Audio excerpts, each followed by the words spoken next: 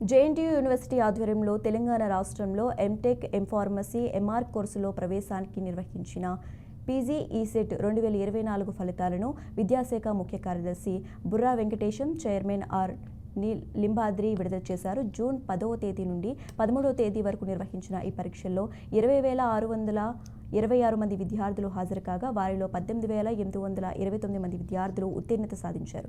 పరీక్ష నిర్వహించిన 4 రోజుల్లోనే ఫలితాలను విడుదల చేశారు అధికారులు. హైదరాబాద్లో 8 సెంటర్లతో పాటు వరంగల్లో 7 సెంటర్లలో 19 బ్రాంచ్లకు సంబంధించి ఈ పరీక్షను నిర్వహించామని బుర్రా వెంకటేశం తెలిపారు. త్వరలోనే ఆ అధికారులతో చర్చించి కౌన్సిలింగ్ తేదీలను ప్రకటిస్తామని వెల్లడించారు.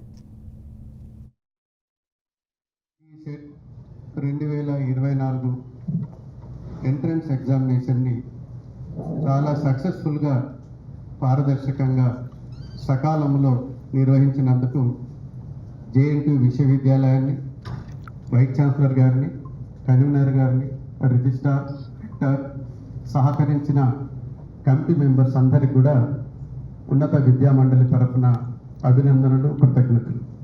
ప్రతి సంవత్సరం ఈ విశ్వవిద్యాలయంలో ఎంసెట్ ఎగ్జామినేషన్ నిర్వహిస్తూ ఉన్నాం. అది కూడా చాలా సక్సెస్ఫుల్గా నిర్వహించారు.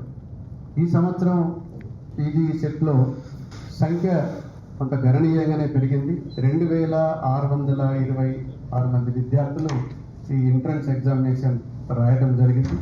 ఒక 15 సెంటర్లో జూన్ 10 నుండి జూన్ 13 వరకు ఈ పరీక్ష నిర్వహించడం జరిగింది.